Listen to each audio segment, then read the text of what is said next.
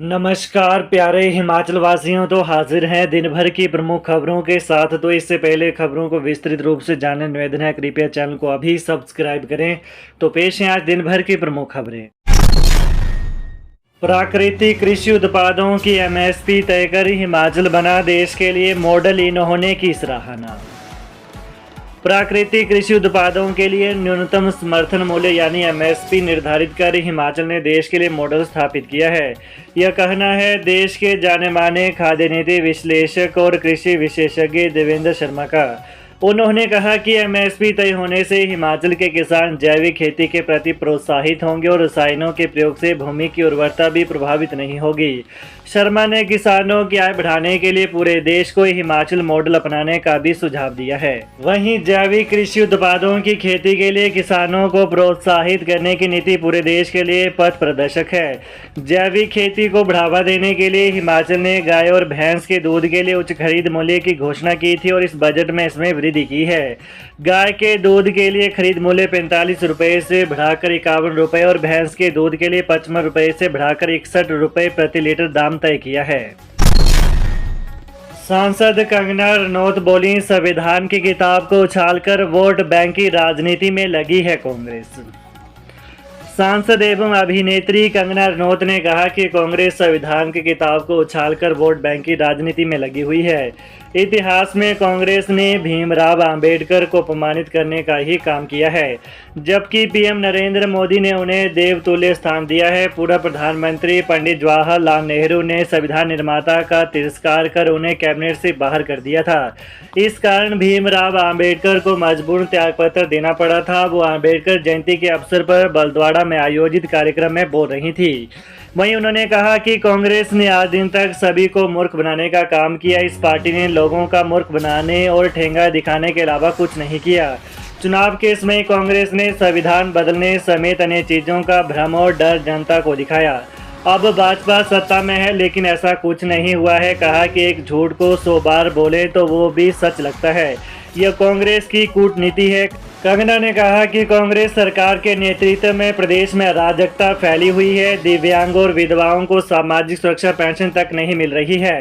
कहा कि इस जमीनों को सुखू सरकार हड़प रही है। लोकसभा चुनाव में मंडी की बेटी को भी इन्होंने बदनाम करने का षड्यंत्र रचा था, लेकिन जब चुनावी नतीजे भाजपा के पक्ष में आए तो इनके नेता राजा बाबू किसी को मुंह दिखाने के लायक नहीं बचे। सीएम सुक्खू बोले, हमीरपुर चिकित्सा महाविद्यालय में खुलेंगे नेफ्रोलॉजी और न्यूरोलॉजी विभाग। मुख्यमंत्री सुखविंदर सिंह सुक्खू ने संविधान निर्माता भारत रत्न डॉक्टर भीमराव अंबेडकर की जयंती के उपलक्ष्य पर जिला हमीरपुर के उपायुक्त कार्यालय परिसर में डॉक्टर अंबेडकर की प्रतिमा का अनावरण किया और लगभग 38 करोड़ रुपए के विभिन्न विकास कार्यों के उद्घाटन एवं शिलान्यास किए। इसके उपरांत उपायुक्त कार्यालय परिसर में कांग्रेस पार्टी के अनुसूचित जाति विभाग द्वारा आयोजित अंबेडकर जयंती समारोह में संविधान निर्माता को श्रद्धांजलि अर्पित करते हुए मुख्यमंत्री ने कहा कि डॉक्टर अंबेडकर ने भारतीय संविधान को ऐसी अद्भुत संरचना प्रदान की है जिससे प्रत्येक नागरिक और समाज के सभी वर्गों का कल्याण एवं उत्थान सुनिश्चित हुआ है। उन्होंने कहा कि डॉक्टर अंबेडकर के जीवन से प्रेरणा लेकर राज्य सरकार हिमाचल प्रदेश को आत्मनिर्भर एवं सबसे समृद्ध राज्य बनाने की दिशा में कार्य कर रही है।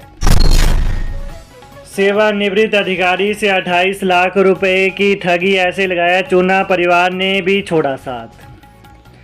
साइबर अपराधी सेवानिवृत्त कर्मचारियों और अधिकारियों को नए नए हथकंडे अपनाकर ठगी का शिकार बना रहे हैं।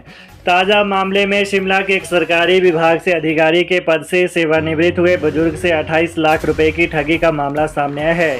हैरानी इस बात की है कि बुजुर्ग को साइबर ठगों ने धोखाधड़ी का शिकार बनाया तो इस बात से नाराज होकर उनका परिवार भी उन्हें छोड़कर चला गया।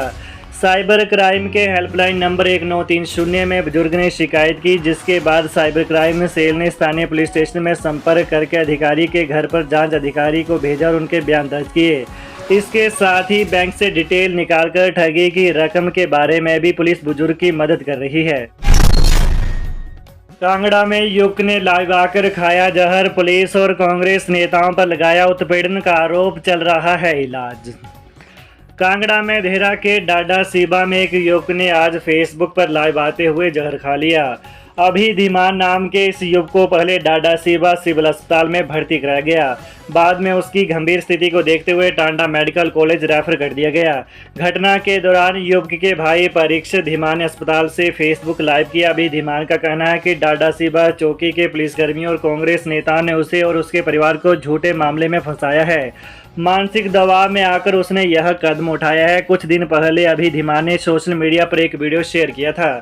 इसमें उसने अपनी जान को खतरा बताया था। इसी दौरान पुलिस चौकी में हुए एक झगड़े का वीडियो भी वायरल हुआ है। इस घटना के बाद पुलिस ने अभिधीमान के भाई अभिषेक कुमार सहित कई लोगों पर केस दर्ज किया था। सीएम सुक्खू बोले, निजी भूमि पर सौर परियोजनाएं लगाने के लिए ब्याज अनुदान देगी सरकार। मुख्यमंत्री सुखविंदर सिंह सुक्खू का जिला चंबा के दुर्गम क्षेत्र पांगी के किलाड़ पहुंचने पर पारंपरिक परिधान पहने स्थानीय लोगों ने गर्मजोशी के साथ स्वागत किया। विभिन्न पंचायतों के प्रतिनिधियों ने मुख्यमंत्री को सम्मानित किया तथा अपने मुद्दे को उनके समक्ष रखा। मुख्यमंत्री ने लोगों को उनकी समस्याओं के त्वरित समाधान का आश्वासन देते हुए कहा कि राज्य सरकार जनजातीय क्षेत्रों के विकास के लिए प्रतिबद्ध है। उन्होंने धरवास और लुंज में बनने वाले महिला मंडल भवन के लिए 25-25 लाख रुपए देने की घोषणा की। पीएम मोदी का कांग्रेस सरकार पर निशाना, बोले हिमाचल में जनता परेशान, विकास व जन कल्याण के सारे काम पड़े ठप। प्रधानमंत्री नरेंद्र मोदी ने आज हरियाणा में हिमाचल की कांग्रेस सरकार को निशाने पर लिया। पीएम मोदी ने कहा कि पड़ोस हिमाचल में जनता परेशान है, विकास एवं जन कल्याण के सारे काम बंद पड़े हैं। प्रधानमंत्री ने कहा कि कांग्रेस शासित राज्यों में जनता से पूरा विश्वासघात हो रहा है। कर्नाटक में बिजली, दूध, बस किराया हर चीज़ महंगी कर दी गई है। जनता पर भांति भांति के टैक्स लगाए जा रहे हैं। उन्होंने कहा कि तेलंगाना में भी कांग्रेस सरकार जनता से किए वादे भूल गई। जंगलों में बुलडोजर चलाया जा रहा है, प्रकृति को नुकसान पहुंचाया जा रहा है, इससे जानवरों को खतरा पैदा हो गया है। हरियाणा में बीजेपी सरकार कचरे से गोबर बनाने को मेहनत कर रही है और वो बने बनाए जंगलों को उजाड़ रहे हैं। हिमाचल के मंत्रियों को सीएम के आदेशों की परवाह नहीं, फरियाद सुनने कांग्रेस दफ्तर में नहीं बैठते, मिनिस्टर सचिवालय से भी रहते हैं नदारद। हिमाचल सरकार के मंत्री कांग्रेस ऑफिस में बैठने को तवज्जो नहीं दे रहे, जबकि मुख्यमंत्री सुखविंदर सिंह सुक्खू ने खुद 2 मार्च 2023 को कांग्रेस ऑफिस में बैठकर यह घोषणा की थी कि उनके सभी मंत्री बारी बारी कांग्रेस कार्यालय राजीव भवन शिमला में बैठेंगे ताकि पार्टी वर्कर और आम जनता को अपनी समस्याएं सरकार के समक्ष रखने का प्लेटफॉर्म मिल सके। सीएम सुक्खू बोले, पांगी वासियों के लिए सौगातों का उड़न खटोला लेकर आया हूं। कठिन परिस्थितियों में रहने वाले पांगी वासियों के लिए सौगातों का उड़न खटोला भरकर लाया हूं। जनजातीय क्षेत्र पांगी में हिमाचल दिवस समारोह के लिए बतौर मुख्य अतिथि पहुंचने पर मुख्यमंत्री सुखविंदर सिंह सुक्खू ने धरवास स्थित हेलीपैड पर उड़न खटोले से उतरने के बाद यह बात कही। सुक्खू ने कहा कि पांगी के बारे में कई बार सुना है कि यहाँ पर कई समस्याएं हैं, ऐसे में पांगी का विकास किस प्रकार से करना है ये अपनी आंखों से देखकर ही पांगी को आगे बढ़ाया जाएगा। मुख्यमंत्री ने कहा कि पांगी व ट्राइबल क्षेत्रों में स्कीम वैसे योजनाएं लाएंगे ताकि उनका लाभ सीधे तौर पर लोगों को मिल सके। तो ये रही दिन भर की विशेष खबरें। हिमाचल की ताज़ा खबरों को जानने के लिए कृपया चैनल को अभी सब्सक्राइब करें। धन्यवाद।